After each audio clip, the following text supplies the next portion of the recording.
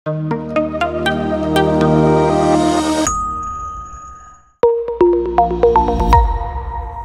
നമ്മൾ third ഇയറിന്റെ syllabus ഡീകോഡിങ്ങിലാണ് ഇരിക്കുന്നത്. Okay, അപ്പോൾ എല്ലാവരും ഫസ്റ്റ് ഇയറും സെക്കൻഡ് ഇയറും ഒക്കെ കഴിഞ്ഞ് കുറച്ച് പേരെ നമുക്കിപ്പോൾ തേർഡ് ഇയറിൽ കാണാനുള്ളൂ അല്ലേ. കുറെ ആൾക്കാരൊക്കെ ബിസി ആയിട്ട് ഇരിക്കുകയായിരിക്കും. ഇനി പലരും നമുക്ക് റീജോയിൻ ചെയ്യാനുണ്ട്. നിങ്ങൾക്ക് ഓൾറെഡി അറിയാവുന്നതാണ് അല്ലേ, കുറച്ച് സമയം എടുക്കും അവരിങ്ങനെ റീജോയിൻ ചെയ്ത് വരാൻ. അപ്പൊ എന്തായാലും നമുക്ക് ഇന്നത്തോടു കൂടി നമ്മുടെ ഒഫീഷ്യലി ക്ലാസ്സുകളൊക്കെ സ്റ്റാർട്ട് ചെയ്യാം. ജസ്റ്റ് ഒരു തേർഡ് ഇയറിന്റെ സിലബസ് എന്തൊക്കെയാണ്, ഏതൊക്കെ പേപ്പേഴ്സ് ആണ് പഠിക്കാൻ പോകുന്നത്, അതിന്റെ ഒരു ചെറിയ രീതിയിലുള്ള ഒരു രത്ന ചുരുക്കം എന്നൊക്കെ പോലെ നമുക്ക് പറയാം അല്ലെ. അങ്ങനെ ഒന്ന് ഒരു ഇൻട്രോ തരിക എന്നുള്ളതാണ് നമ്മൾ ഈ ഒരു സെഷൻ കൊണ്ട് ഉദ്ദേശിക്കുന്നത്. ഓക്കെ, അപ്പൊ ഞാൻ ഡയറക്റ്റ് സ്ക്രീൻ ഷെയർ ചെയ്യട്ടെ. അപ്പൊ നമുക്കുള്ള ടോട്ടൽ കോഴ്സസ് 26 ആണല്ലേ വരുന്നത്. അതിലിപ്പോ ഏകദേശം 18 കോഴ്സുകൾ നമ്മൾ കംപ്ലീറ്റ് ചെയ്തു അല്ലെ. ഫസ്റ്റ് ഇയറിൽ 8ഉം സെക്കൻഡ് ഇയറിൽ 10ഉം ആയിട്ട് 18 കോഴ്സുകൾ കംപ്ലീറ്റ് ചെയ്തു. ഇനി നമുക്കുള്ളത് 8 കോഴ്സസ് ആണ്. ബാക്കിയുള്ളത് ഒരു വർഷത്തേക്കുള്ള 8 കോഴ്സസ് ആണ് ഉള്ളത്. അപ്പൊ ഇയർ 3യിൽ വരുന്നത് 8 കോഴ്സസിന് 48 ക്രെഡിറ്റ്സ് ആണ് കേട്ടോ. 8 കോഴ്സും 48 ക്രെഡിറ്റ്സും ആണ് വരുന്നത്. അപ്പൊ നിങ്ങൾക്ക് സാധാരണ ചെയ്യുന്നത് പോലെ 2 സെമസ്റ്ററുകളിലേക്ക് ഡിവൈഡ് ചെയ്ത് തന്നതാണ്. അതായത് 4 കോർ സബ്ജക്ട്സും നമുക്ക് ഫസ്റ്റ് ഇയറിൽ വരുന്ന പോലെ തന്നെ 4 കോർ സബ്ജക്റ്റ് ആണ് തേർഡ് ഇയറിലും വരുന്നത്. പിന്നെ ഉള്ളത് ഡിസിപ്ലിൻ സ്പെസിഫിക് ഇലക്ടീവ്സ് ആണ്.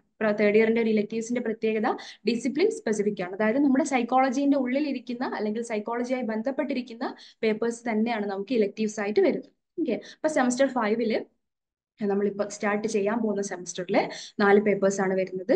2 കോർ പേപ്പേഴ്സ്, ഒന്ന് understanding psychological disorders, 2 organisational behaviour. പിന്നെ ഡിസിപ്ലിൻ സ്പെസിഫിക് ഇലക്ടീവ്സ് ആയിട്ട് ഒന്ന് പോസിറ്റീവ് സൈക്കോളജിയും പിന്നെ ഒന്ന് എൻവയോൺമെന്റൽ സൈക്കോളജിയും. ഇനി സെമസ്റ്റർ 6ലേക്ക് വരുമ്പോൾ സെയിം ആണ്, അതേപോലെ തന്നെയാണ്. Core subjects understanding and dealing with psychological disorders, counselling psychology, ഇങ്ങനെ 2 പിന്നെ ഇലക്ടീവ്സിൽ വരുന്നത് ഫോറൻസിക് സൈക്കോളജി, അതുപോലെ ഡിസർട്ടേഷൻ ഒരു പേപ്പർ അല്ല, നിങ്ങൾക്ക് അറിയുന്ന പോലെ പ്രോജക്റ്റ് ആണ്. റിസർച്ച് പ്രാക്ടിക്കലി ചെയ്യുക എന്നുള്ളതാണ് ഡിസർട്ടേഷൻ കൊണ്ട് ഉദ്ദേശിക്കുന്നത്. ഓക്കെ, അപ്പൊ നമുക്ക് ഓരോന്നും നോക്കാം. അപ്പൊ ആദ്യത്തെ സെമ്മിലെ 2 കോർ കോഴ്സും 2 DSCs എന്തൊക്കെയാണെന്നുള്ളത് നോക്കാം.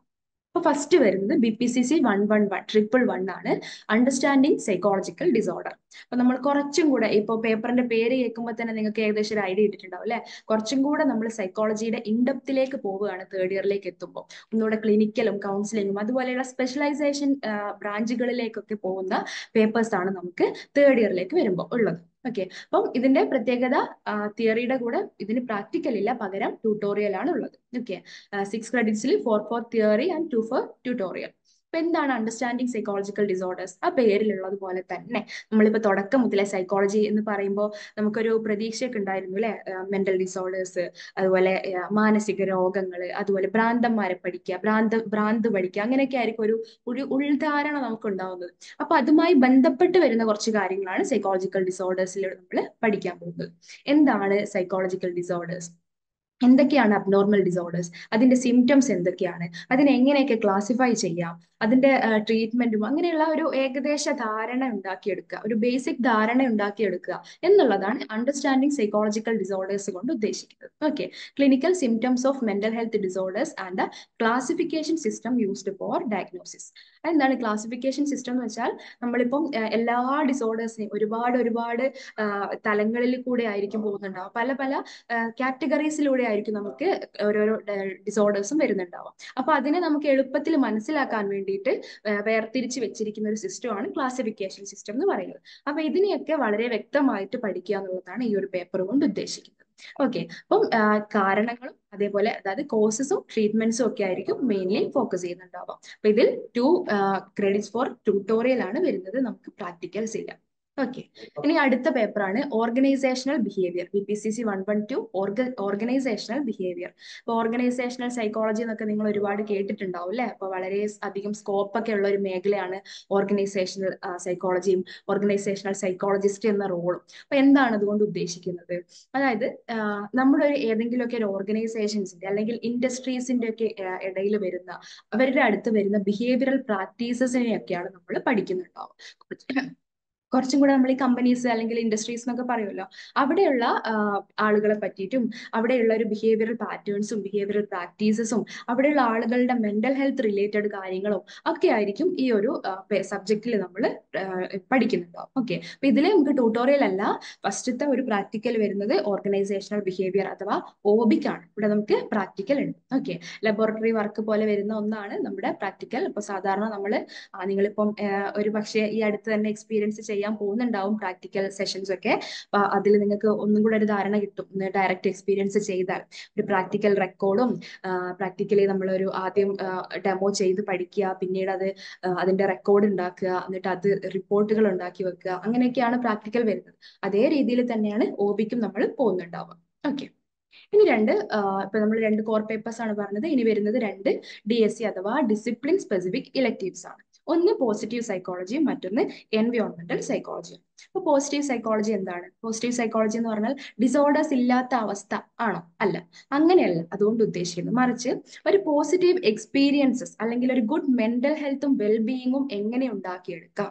എപ്പോഴും രോഗമില്ലാത്ത അവസ്ഥ എന്നല്ല, ഒരു നല്ല മെന്റൽ ഹെൽത്ത് ഉണ്ടാക്കിയെടുക്കുക, അല്ലെങ്കിൽ നമുക്കുള്ള സ്റ്റേറ്റിനെ കുറച്ചും കൂടി ബെറ്റർ ആക്കിക്കൊണ്ടിരിക്കാൻ വേണ്ടിയുള്ള കാര്യങ്ങൾ എന്തൊക്കെ എന്നതിനെ പറ്റി പഠിക്കുന്ന ഒരു വളരെ ഇൻട്രസ്റ്റിംഗ് ആയിട്ടുള്ള പേപ്പറാണ് പോസിറ്റീവ് സൈക്കോളജി എന്ന് പറയുന്നത്. ഓക്കെ, ഒരു holistic mental health and wellness എന്ന് പറയുന്ന ഒന്നാണ് അത്. അതായത് മെന്റൽ ഹെൽത്തും വെൽനെസ്സും കുറച്ചും കൂടെ ഒരു പോസിറ്റീവ് മൈൻഡോടുകൂടെ അല്ലെങ്കിൽ ഒരു പോസിറ്റീവ് വേയിലൂടെ നോക്കി കാണുന്ന ഒരു രീതിയാണ് പോസിറ്റീവ് സൈക്കോളജിയിലൂടെ നമ്മൾ എക്സ്പീരിയൻസ് ചെയ്യാൻ പോകുന്നുണ്ടാവും. ഓക്കെ, അപ്പൊ കൂടുതലായിട്ടും നമ്മൾ പോസിറ്റീവ് എക്സ്പീരിയൻസസും അതിന്റെ ട്രേഡ്സും അങ്ങനെയുള്ള കുറേ കാര്യങ്ങളായിരിക്കും ഭയങ്കര രസത്തിൽ ഒരു പഠിക്കാൻ പറ്റുന്ന, ഭയങ്കര ഇൻട്രസ്റ്റോടുകൂടെ പഠിക്കാൻ പറ്റുന്ന ഒരു പേപ്പറാണ്. ഓക്കെ, അപ്പോൾ നമ്മൾ കുറച്ചും കൂടെ ഇലക്റ്റീവ് പേപ്പർ ആണെങ്കിലും കുറച്ചും കൂടെ ഒരു സബ്ജക്ട് സ്പെസിഫിക് ആയതുകൊണ്ട് തന്നെ ഇനി മുന്നോട്ട് പോകുമ്പോഴും നമുക്ക് ഈ പേപ്പർ ഭയങ്കര അധികം ഹെൽപ്ഫുൾ ആയിരിക്കും. ഓക്കെ, ഇനി അടുത്ത ഇലക്റ്റീവ് വരുന്നത് എൻവയോൺമെന്റൽ സൈക്കോളജിയാണ്. എൻവയോൺമെന്റും സൈക്കോളജിയും തമ്മിൽ എന്തെങ്കിലും ബന്ധമുണ്ടോ? അല്ലെ, അത് ആ ഒരു തീമിൽ നിന്നിട്ടാണ് ഈ എൻവയോൺമെന്റൽ സൈക്കോളജി എന്ന് പറയുന്ന ഒരു പേപ്പർ വരുന്നത്. That is impact of environment on human behaviour. അതാണ് ഈ എൻവയോൺമെന്റും ഹ്യൂമൻ ബിഹേവിയറും തമ്മിൽ എന്തെങ്കിലും ബന്ധമുണ്ടോ, അല്ലെങ്കിൽ ഹ്യൂമൻ ബിഹേവിയറിന് തിരിച്ച് അങ്ങോട്ട് എന്തെങ്കിലും ഒരു ഇമ്പാക്ട് കൊടുക്കാൻ കഴിയുന്നുണ്ടോ, ഇങ്ങനെയുള്ള കാര്യങ്ങളെ ഡിസ്കസ് ചെയ്യുന്ന ഒന്നാണ് എൻവയോൺമെന്റൽ സൈക്കോളജിയിൽ വരുന്നത്. അതായത് ഇപ്പോൾ നമ്മളെ personal space, crowding, community design, അങ്ങനെയുള്ള ഒരുപാട് കാര്യങ്ങൾ. അതിൽ കൂടുതൽ നിങ്ങൾ സെക്കൻഡ് ഇയറിൽ പഠിച്ചൊരു പേപ്പർ ഉണ്ടല്ലോ, സസ്റ്റൈനബിൾ ഡെവലപ്മെന്റ് എന്നൊക്കെ.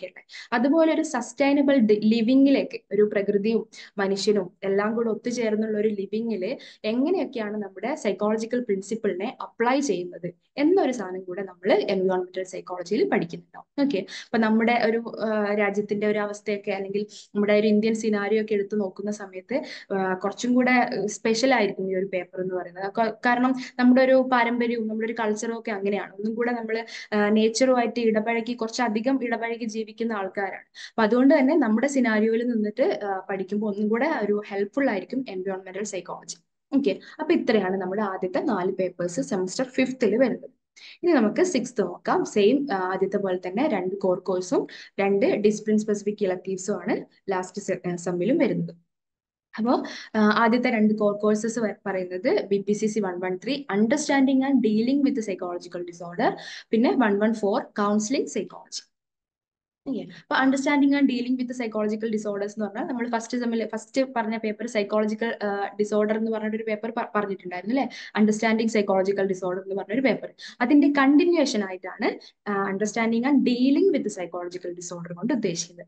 ഡീലിംഗ് എന്ന് പറയുമ്പോൾ നേരത്തെ നമ്മൾ എന്താണ് അസുഖം, അതിന്റെ കാരണം എന്താണ് എന്നാണ് പഠിച്ചിട്ടുള്ളത്. ഇപ്പോൾ എങ്ങനെ അതിനെ ട്രീറ്റ് ചെയ്യാം, എങ്ങനെ അതിനെ മാനേജ് ചെയ്യാം, അല്ലെങ്കിൽ എങ്ങനെ ഒരു ഡിസോർഡറുമായിട്ട് നമ്മൾ ഡീൽ ചെയ്യുന്നത്, ഈ ഒരു കാര്യങ്ങളാണ് ഈ ഒരു പേപ്പറിൽ പഠിക്കുന്നുണ്ടാവും. കൂടുതലായിട്ടും തെറാപ്യൂട്ടിക് മെത്തേഡ്സും ട്രീറ്റ്മെന്റ് പ്ലാൻസും അങ്ങനെയൊക്കെ ആയിരിക്കും നമ്മൾ ഫോക്കസ് ചെയ്യുന്നുണ്ടാവും. ഓക്കെ, അപ്പൊ ഇവിടെ നമുക്ക് ട്യൂട്ടോറിയൽ വരുന്നുണ്ട്, പ്രാക്ടിക്കലിന് അല്ല വരുന്നത്, ട്യൂട്ടോറിയൽ ആണ്. Understanding and dealing with psychological ഡിസോർഡേഴ്സിൽ ട്യൂട്ടോറിയൽ ആണ് വരുന്നത്. ഓക്കെ, അടുത്തത് കൗൺസിലിംഗ് സൈക്കോളജി. നമ്മളിപ്പോ ഒരു ക്ലിനിക്കൽ കഴിഞ്ഞു, ഇനി വരുന്നത് കൗൺസിലിംഗ്. കൗൺസിലിംഗ് സൈക്കോളജിക്ക് പ്രാക്ടിക്കൽ ഉണ്ട്, ശ്രദ്ധിക്കുക കേട്ടോ.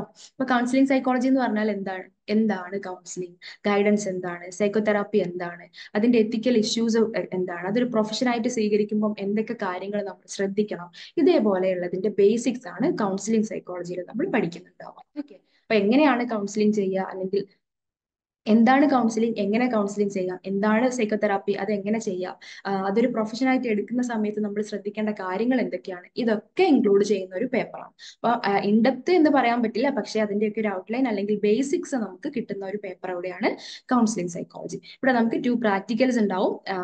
അതായത് നമ്മൾ നേരത്തെ പറഞ്ഞതുപോലെ തന്നെ നേരത്തെ ഒരു പേപ്പറിന് ഉണ്ടായിരുന്നല്ലോ OBക്ക്, ഓർഗനൈസേഷണൽ സൈക്കോളജിക്ക്, അതേപോലെ തന്നെ കൗൺസിലിംഗ് സൈക്കോളജിക്കും പ്രാക്ടിക്കൽസ് വരുന്നുണ്ട്. ഓക്കെ, അപ്പൊ 2 പ്രാക്ടിക്കലും 2 ട്യൂട്ടോറിയലാണ് ടോട്ടൽ തേർഡ് ഇയറിൽ വരുന്നത്.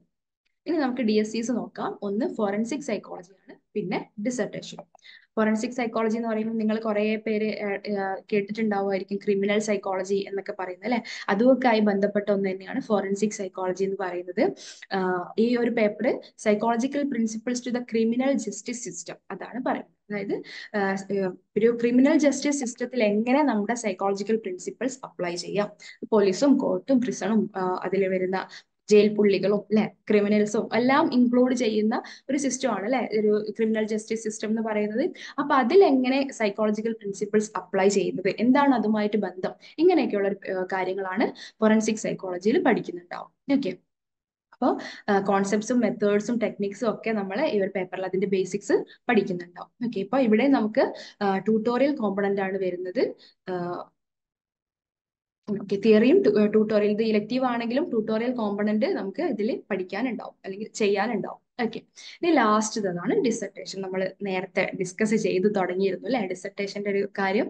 അപ്പം ഡിസർട്ടേഷൻ എന്ന് പറയുമ്പോൾ ഒരു എന്താ പറയാ, ഓൺലൈൻ ആയിട്ടല്ല, നമ്മൾ ഡയറക്റ്റ് ഓഫ്ലൈൻ ആയിട്ട് തന്നെ ചെയ്യുന്ന ഒരു റിസർച്ച്, ഒരു സയന്റിഫിക് റിസർച്ച് ആണ് നമ്മൾ തേർഡ് ഇയറിൽ ചെയ്ത് പഠിക്കുന്നത്. ഓക്കെ, അപ്പൊ നേരിട്ട് നമ്മൾ ഡാറ്റ കളക്ഷൻസും അതുപോലെ അതിന്റെ റിപ്പോർട്ടും മെത്തേഡ്സും കാര്യങ്ങളും ഒക്കെ നമ്മൾ സെക്കൻഡ് ഇയറിൽ BPCC 105 റിസർച്ച് മെത്തേഡ്സ് എന്ന് പറഞ്ഞൊരു പേപ്പർ പഠിച്ചില്ലേ, അതിന്റെ പ്രാക്ടിക്കൽ ആപ്ലിക്കേഷൻ ആണ് യഥാർത്ഥത്തിൽ ഡിസർട്ടേഷൻ കൊണ്ട് ഉദ്ദേശിക്കുന്നത്. നമുക്ക് ഇഷ്ടമുള്ള ടോപ്പിക് എടുത്തിട്ട് നമുക്ക് പറ്റുന്ന ഏതെങ്കിലും ഒരു ടോപ്പിക് സെലക്ട് ചെയ്തിട്ട് ഒരു പ്രോജക്റ്റിന്റെ അല്ലെങ്കിൽ ഒരു പിന്നെ റിസർച്ച് ഗൈഡിന്റെ അണ്ടറിൽ നിന്നുകൊണ്ട് പ്രോജക്റ്റ് ചെയ്യുക, ഒരു റിസർച്ച് ചെയ്യുക എന്നുള്ളതാണ് ഡിസർട്ടേഷൻ കൊണ്ട് ഉദ്ദേശിക്കുന്നത്. അപ്പൊ ഇവിടെ നമുക്ക് ഒരുപാട് കാര്യങ്ങൾ, വളരെ നല്ലൊരു കാര്യമാണ് ഡിസർട്ടേഷൻ ചെയ്തെടുക്കുക എന്നുള്ളത്. അപ്പൊ നമുക്ക് എല്ലാ റിസർച്ചിന്റെ എല്ലാ മെത്തേഡ്സും കാര്യങ്ങളും നമുക്ക് ഒരു പരിചയമായി കിട്ടും. എങ്ങനെയാണ് ഒരു ടോപ്പിക് സെലക്ട് ചെയ്യുക, എങ്ങനെയാണ് ഒരു പോപ്പുലേഷൻ സെലക്ട് ചെയ്യുക, എങ്ങനെ ഡേറ്റ കളക്ട് ചെയ്യാം, ആ കളക്ട് ചെയ്ത ഡേറ്റാസിനെ എങ്ങനെ നമുക്ക് അത് ഒരു റിപ്പോർട്ടിലേക്ക് എത്തിക്കാം, അവസാനം ഒരു പിന്നെ ഫൈൻഡിങ്സിലേക്ക് എങ്ങനെ എത്താം, അങ്ങനെയുള്ള എല്ലാ കാര്യങ്ങളെ പറ്റിയിട്ടും ഒരു ബേസിക് ഐഡിയ ഉണ്ടാക്കിയെടുക്കാൻ നമുക്ക് ഡിസർട്ടേഷൻ ഹെൽപ്പ് ചെയ്യും. അപ്പൊ നിങ്ങൾ ഡിസർട്ടേഷൻ ചെയ്യുന്ന സമയത്ത് അതിന് ഒരുപാട് സ്റ്റെപ്സും കാര്യങ്ങളൊക്കെ ഉണ്ട്. നമുക്കത് അതിലേക്ക് എത്തുന്ന സമയത്ത് ഡീറ്റെയിൽ ആയിട്ട് പിന്നീട് ഡിസ്കസ് ചെയ്യാം ഡിസർട്ടേഷന്റെ കാര്യം.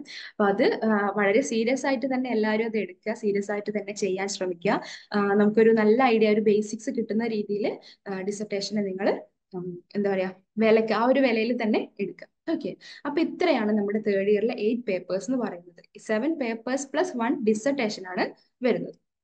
ഓക്കെ, പിന്നെ നമുക്ക് സാധാരണ നമ്മുടെ പ്രോഗ്രാം കംപ്ലീഷൻ റിക്വയർമെന്റ്സിൽ സാധാരണ സെക്കൻഡ് ഇയറിലും ഫസ്റ്റ് ഇയറിലും ഉള്ളതുപോലെ തന്നെയാണ്, ഒരു വ്യത്യാസവും ഇല്ല. അറ്റൻഡൻസും അസൈൻമെന്റ്സും ടേം ആൻഡ് എക്സാമിനേഷനും ആണ് വരുന്നത്. അറ്റൻഡൻസും ഇവിടെ നമുക്ക് 2 പ്രാക്ടിക്കൽസ് ഉണ്ട്. ആ പ്രാക്ടിക്കൽസിൽ 100% അറ്റൻഡൻസ് നിങ്ങൾക്ക് നിർബന്ധമാണ്.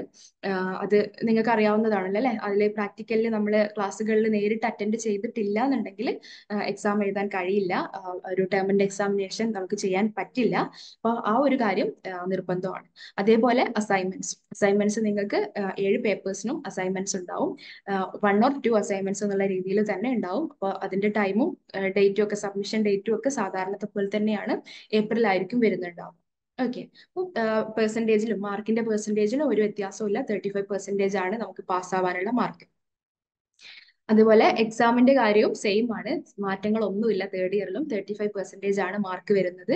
അത് കിട്ടുകയാണെന്നുണ്ടെങ്കിൽ നമ്മൾ പാസ്സാവുന്നു. ഓക്കെ, നമ്മളെ ഫസ്റ്റ് ഇയറും സെക്കൻഡ് ഇയർ ഒക്കെ കഴിഞ്ഞ് തേർഡ് ഇയറിൽ 35% മാർക്കും അല്ലെങ്കിൽ അതിലധികം കിട്ടിക്കഴിഞ്ഞാൽ നമ്മൾ ഡിഗ്രി കംപ്ലീറ്റ് ആയി. ഓക്കെ, പിന്നെ നമ്മുടെ പ്രാക്ടിക്കൽ എക്സാമിനും സെയിം ആണ്, വൈവ ഉണ്ടാവും, ഒരു പ്രാക്ടിക്കൽ റെക്കോർഡ് സബ്മിറ്റ് ചെയ്യാനും ഉണ്ടാവും. ഇതിലും 35% ആണ് നമ്മുടെ പാസ് മാർക്ക് എന്ന് പറയുന്നത്. ഓക്കെ, നമ്മുടെ ഡിഗ്രി ക്ലെയിം ചെയ്യാനുള്ള ഒരു അവസാന സ്റ്റെപ്പിലാണ് ഇരിക്കുന്നത് അല്ലെ, ലാസ്റ്റത്തെ ഇയറിലാണ് നമ്മൾ എല്ലാവരും ഇരിക്കുന്നത്.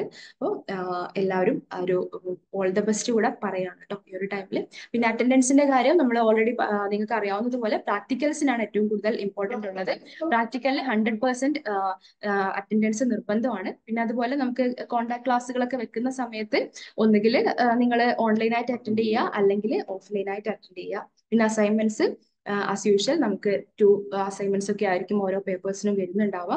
അത് അവർ തരുന്ന ഡേറ്റിനനുസരിച്ച് March 30 എന്നൊക്കെ ആയിരിക്കും തരുന്നുണ്ടാവും. അപ്പോൾ അതിന്റെ കാര്യം നിങ്ങൾക്ക് അറിയാലോ അല്ലെ, ഏകദേശം April 30 പോവാറുണ്ട്. ആ ഒരു ടൈമിനനുസരിച്ച് സബ്മിറ്റ് ചെയ്യാം. ഓക്കെ, അപ്പോൾ ഫൈനൽ റിസൾട്ടും മാറ്റങ്ങളൊന്നുമില്ല. 70% for DE and 30% for assignments. അതായത് അസൈൻമെന്റിന്റെ കിട്ടിയ മാർക്കിന്റെ 30%, എക്സാമിന് കിട്ടിയ മാർക്കിന്റെ 70% കൂടെ ആഡ് ചെയ്തിട്ടാണ് ഫൈനൽ നമ്മുടെ ഗ്രേഡ് കാർഡിലേക്ക് വരുന്നുണ്ടാവുക.